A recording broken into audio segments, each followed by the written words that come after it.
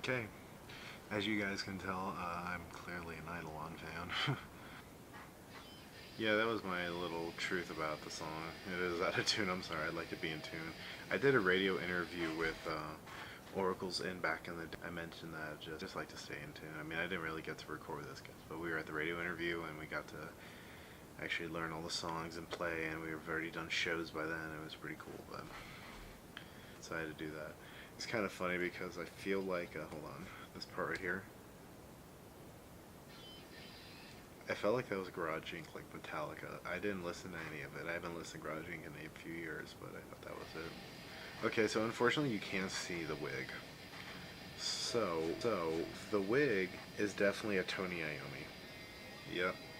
I sped that up because it was just the real. But I tried. I really did. And that was a little track from Dark Warlock. That's a band I did. So, oh yeah, I actually got these signed by Sean Drover. So obviously, believe it or not, I actually got those CDs signed personally on my driveway by Sean Drover. It's only because I happen to know him in a sense, and he ended up having to be over at my house, and the only two CDs I could find were Culmination and Nightmare World, even though I have all the other albums. I could only find those two, and I rushed, and it was just such an hurry. Well, it was because me and his son were breaking up in the band. We kind of broke up again. We already broke up total 3 times.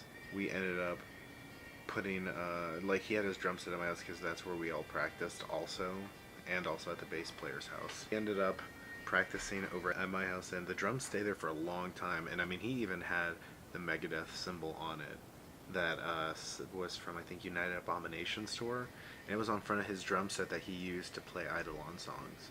I mean, totally cool. Paragon symbol, great drumsticks. He is the reason why I play freehand drums. Also, I mean, I went to school this summer for a long time, and then we got in bands, did 3 stuff, and then we just broke up. But if it was not definitely for Sean Drover, I would not have Benttree, or AUSCHWITZ, or MichaelCardonneProject. Dark Warlock was and all that, if it were, which is now, I guess, MichaelCardonneProject. I mean, you know, Devin Townsend did the Hummer and Dev Lab. Like, when I heard about Eidolon, I thought it was just crazy. I mean, first off, I got it from my friend Nipple. We call him Nipple. I got it from Nipple, and he handed me this little paper edition thing of Apostles of Defiance, and we were just hanging out and decided to put it, and I listened to it, and I thought, first off, the artwork is absolutely wicked. Like I said earlier, wretched, awesome. Just like, how could you hate it? With him handing me that CD was fantastic, because just didn't change, and the fact that I could go over to Sean Drover's house and see him, hang out with him if I want, or learn, play the drums with him, play on his drums. It was really awesome and a cool learning experience that I'll never forget. For that, that's why I have Benttree. All the songs was just because I heard Sean Drover did all the stuff. He did guitar, drums, he did some vocal stuff. I have this video lined up to do where it was that part he did at the end of 0 Hour, that one song where he's doing Tommy Chong's part. Beaters! Albums are fantastic. Even the artwork's great too. Lyrics, even though it's the same genre, it's still somehow just, it's like Slayer. You know, you could just keep listening to it. Okay, if I had to name off my favorite album with Brian Sola, I guess Nightmare World. I especially love Majestic Interlude. Oh, that song, the memories I have on that song, for some reason, this song can take you back. I also emailed Glenn about this too, because I was trying to, I got the original demo you guys had that was yellow and black, and anyways, I was able to borrow it. Ryan said I could. I borrowed it, sent it over to copy it, listen to it, it's awesome, and then I lost it all. Anyways, I got it back, thank God. I had it on my old computer and I found the PC. So I got all my Eidolon CDs, so that worked out. Definitely for you guys and Eidolon Pattis that you guys made very good albums. I hope one day, I would love to hear another album. I know you guys are, Glenn's been working on some new stuff too. I'd love to, and you guys have been doing some shows. Unfortunately, I suffer from epilepsy, so I cannot go to most of these shows. I could barely even watch the YouTube videos with Glenn and Adrian, with Tim the Ripper up in Night of Metal, I think in Toronto. Or Quebec, maybe, I'm not sure. No. Please make another record if you could. This video was fun. I even have another video backed up to show it put out about, it was called Why You Should Care, Eidolon edition. Now this was back about a year ago. I got a lot of videos I could show. I made a lot of videos before, and I'm gonna probably play them maybe more behind the scenes back a year ago. I started listening to Eidolon back when there was only Apostles of Defiance out, and the Parallel Otherworld just came out. So crazy story about Eidolon. Here's another story about how I have Eidolon in my life. So, because I told you I used to know and hang out with them back, the Drovers, I ended up getting the Parallel Otherworld before it came out from Jody, and she said, don't put it on the computer. I said, I don't even care. No, I won't put it on the computer. I had a CD. I didn't care, man. I just wanted. I said, dude, this is such a cool gift. I do not care. I will put it on my CD. I will not listen to. I will not put it on a computer, because it didn't come out for a while. And this was the only CD that came out on 666. Slayer, I think, couldn't even make that. They couldn't even make that at all. A few bands tried making that, but the only band that made it was Eidolon. It's like the most underground one of them all, right, guys? Very cool that Jody gave me that. Thank you, Miss Jody, for real. I totally treasure that. Unfortunately, kids stole the CD in high school for some reason. Kids stole my CD player and the CD. Still got the CD case though, but stole it.